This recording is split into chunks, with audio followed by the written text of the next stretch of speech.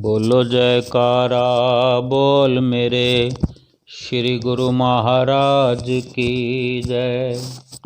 सभी गुरुमुख प्रेमियों से सप्रेम जय सच्चिदानंद। महापुरुषों के वचन हैं,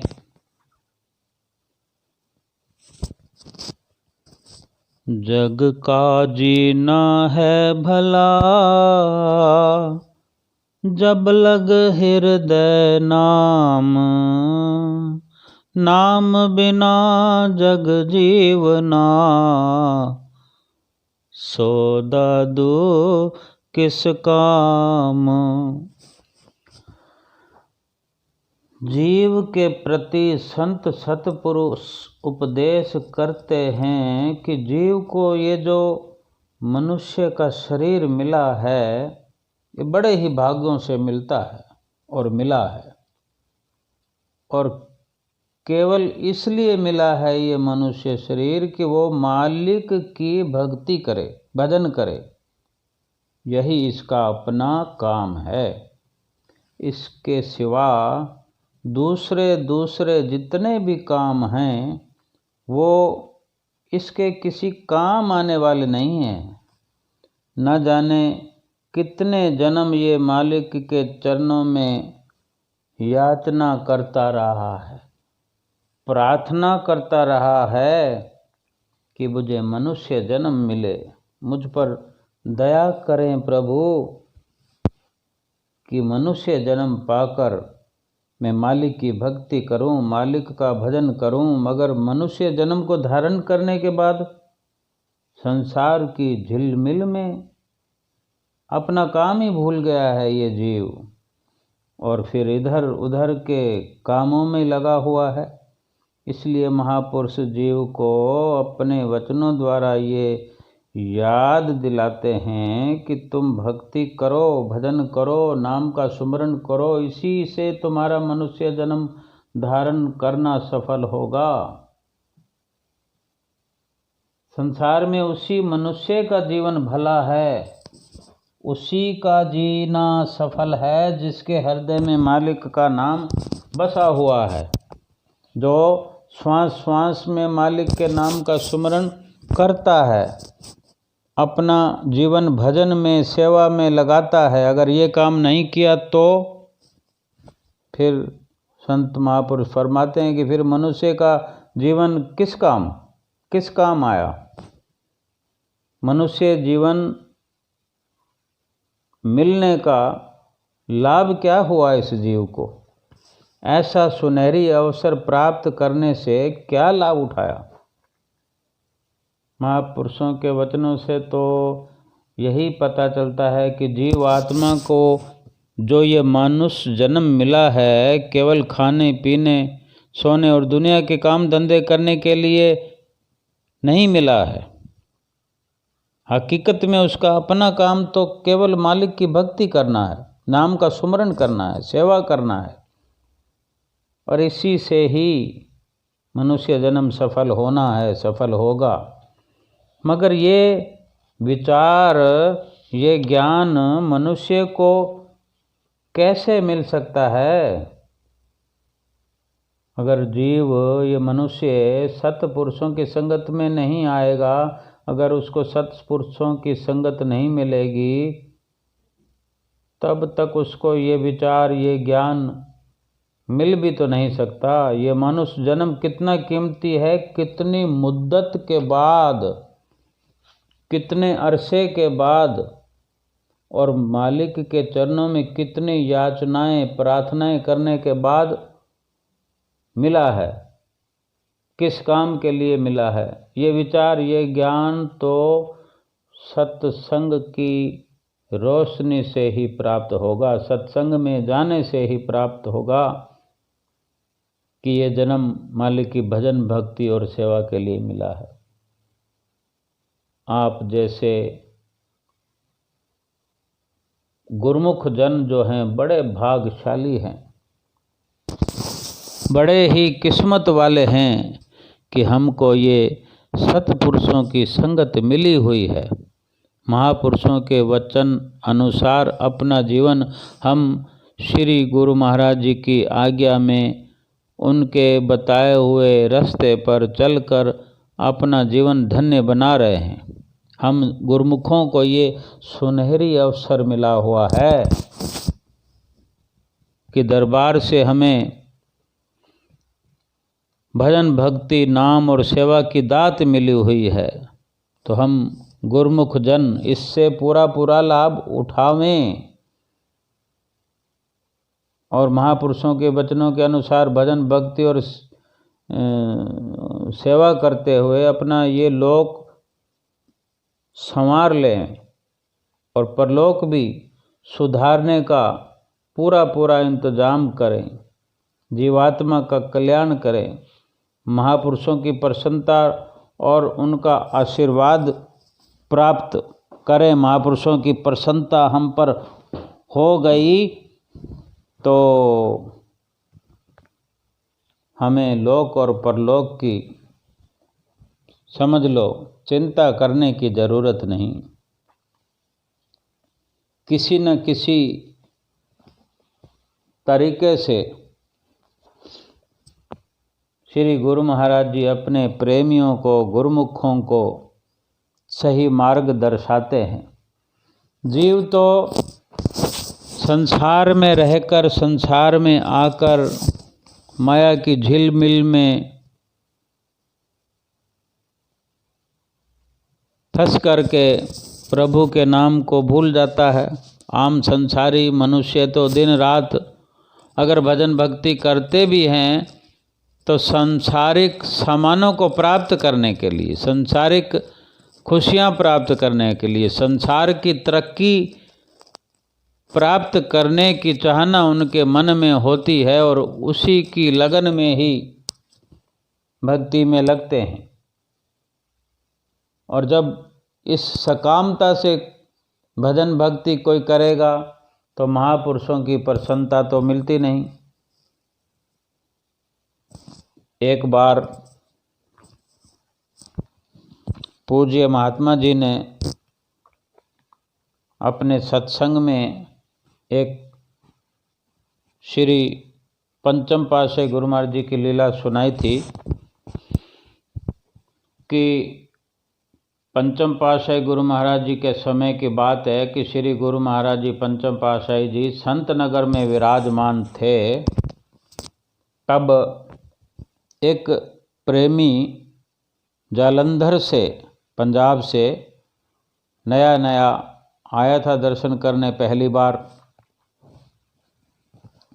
जब मत्था टेकने गया, आगे पहुंचा श्री चरणों में, तो श्री गुरु महाराज जी के चरणों में विनती करता है कि स्वामी जी, महाराज जी, मैं पहली बार आया हूँ और मैंने आपकी बहुत महिमा सुनी है, बहुत नाम सुना है आपका, तो पहली बार आया हूँ इसलिए आप मुझे कोई चमत्कार दिखाओ। श्री गुरु महाराज जी ने फरमाया, पंचम पातशाही गुरु महाराज जी ने, कि महापुरुषों का काम चमत्कार दिखाना नहीं होता, महापुरुष चमत्कार नहीं दिखाते हैं। और जहाँ महापुरुष विराजमान होते हैं उनके आसपास ही रिद्धियाँ सिद्धियाँ हाथ बांधे खड़ी होती हैं।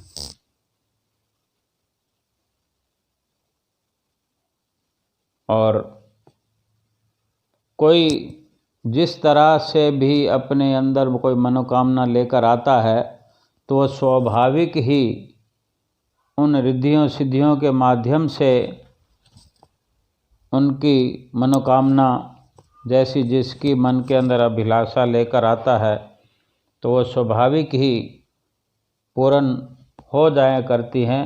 लेकिन संत महापुरुष कोई चमत्कार नहीं दिखाते। तो प्रेमी कहता है,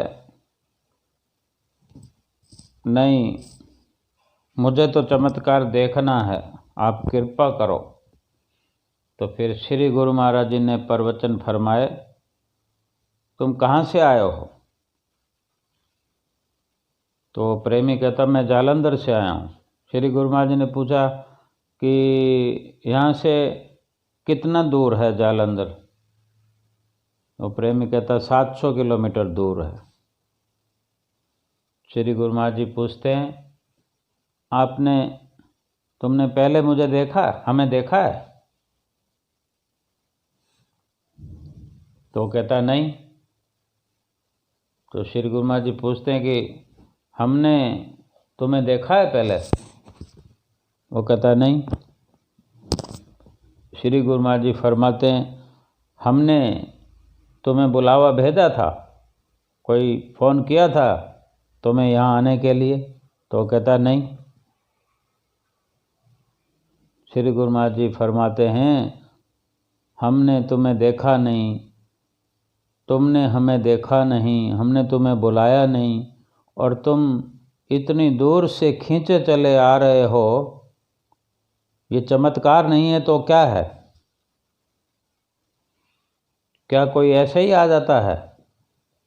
इससे बड़ा चमत्कार और क्या चाहिए तुम्हें? तब वो श्री चरणों में मत्था टेकने लगा और खुश हो गया कि श्री गुरु महाराज जी अपने प्रेमियों को, गुरुमुखों को भक्ति की दात बख्शते हैं। और हमारे तृतीय पातशाही गुरु महाराज जी ने एक बार फरमाया कि ये श्री आनंदपुर दरबार कल्प वृक्ष है, यहाँ से कोई भी कुछ भी प्राप्त करना चाहता है तो कर सकता है, लेकिन वो संतों महापुरुषों के वचनों को पहले ध्यान से सुना करे, सत्संग को सुना करे और मन में विचार करे, समझे कि अगर श्री आनंदपुर दरबार में सब कुछ मिलता है और भक्ति मिलती है, तो महापुरुष फरमाते हैं कि अगर भक्ति की मांग करोगे तुम्हें भक्ति मिलेगी, और भक्ति के साथ हम अपने आप मिल जाएंगे। भक्ति मांगोगे तो साथ में श्री गुरु महाराज जी मिलेंगे, और संसार की कामना करोगे, संसार की मांग करोगे, तो संसार का जो असर है, संसार के सामानों का, संसार की माया का प्राप्ति करने का जो असर है, उसके एवज में दुख, कलेश, कल्पनाएं यही मिलते हैं। संसार की कोई भी वस्तु मिलेगी तो उसके साथ दुख, कलेश, कल्पनाएं अपने आप मिलेंगे। और भक्ति की मांग करोगे तो भक्ति के साथ साथ भगवान स्वमेव मिल जाएंगे। अब ये हमें विचार करना है कि हमें भक्ति की मांग करनी चाहिए या संसार की मायावी झिलमिल की, मायावी सामानों की, पदार्थों की मांग करनी चाहिए। भक्ति मांगने से भक्ति की मांग पूरी हो जाएगी तो भगवान भी मिलेंगे, और भगवान के पीछे तो मायावी सामान, संसार के सामान तो अपने आप ही आते हैं।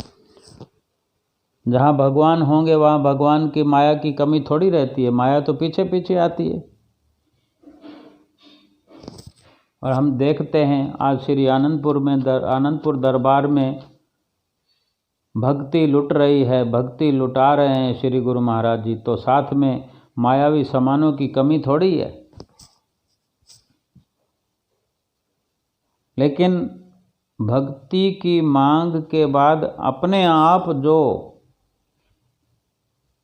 भक्ति के साधन प्राप्त होते हैं, वो भक्ति होने के कारण वो साधन दुखी और परेशान नहीं करते, क्योंकि हमारा ध्यान अगर भक्ति पर है तो भक्ति के साथ भगवान भी हैं, और जहाँ भक्ति है भगवान है, उसको माया का डर कैसा। लेकिन हम जब जब भूल जाते हैं कि माया की प्राप्ति के अंदर ही अपना सब कुछ निछावर कर देते हैं, तन भी लगा देते हैं, मन भी लगा देते हैं, धन भी लगा देते हैं, तो माया तो अपनी बनती नहीं। अगर अपनी बनती है तो दुख और कलेश साथ में खड़े रहते हैं और भगवान से दूर हो जाते हैं। संत महापुरुषों के नज़रिए से, उनके सत्संग से, उनकी सोहबत से यही शिक्षा हमको मिलती है कि भगवान से केवल उनकी भक्ति को मांगना चाहिए, भगवान को ही भगवान से मांगना चाहिए। श्री गुरु महाराज जी से हम नित्य प्रति भक्ति की चाहना करें, उनके बताए, उनके बनाए नियमों पर चलें, यही मांग सदैव करें, तो भक्ति करने का भी हमारा लक्ष्य पूरा होगा, जो मनुष्य जीवन का लक्ष्य है। और उनकी श्री गुरु महाराज जी की प्रसन्नता भी मिलेगी, और संसार की ज़रूरतें अपने आप पूर्ण होती रहेंगी। जीव को, हमको परेशान होने की ज़रूरत नहीं है। अगर अपने आप कोई व्यवस्थाएं पूरी हों, वही रास्ता अपनाना चाहिए। हमको उसी तरफ मेहनत करनी चाहिए, उसी तरफ, उसी रास्ते पर चलना चाहिए, प्रयास करना चाहिए जिस रास्ते पर चलने से सब कुछ प्राप्त हो जाए, मनुष्य जीवन का लक्ष्य पूरा हो जाए। उसी रास्ते पर हमने अपने कदमों को आगे बढ़ाना चाहिए और अपने श्री गुरु महाराज जी की प्रसन्नता को हर वक्त सामने रख कर कर्म करना चाहिए, और अपने श्री गुरु महाराज जी की प्रसन्नता को प्राप्त करना ही है। और महापुरुषों की प्रसन्नता प्राप्त हो गई हमें, फिर संसार को प्रसन्न करने की ज़रूरत ही नहीं है। जिसने अपने इष्ट को, जिसने अपने श्री गुरु महाराज जी को प्रसन्न कर लिया, उससे संसार को प्रसन्न करने की ज़रूरत नहीं है, संसार अपने आप प्रसन्न हो जाएगा। श्री गुरु महाराज जी के बताए नियम पूर्ति करते हुए श्री आरती, पूजा, सेवा, सत्संग, सुमरन, ध्यान करते हुए और 1 घंटा सुमरन भजन नित्य प्रति करते हुए अपने लोक और परलोक को सुहेला बनाना है। बोलो जयकारा बोल मेरे श्री गुरु महाराज की जय।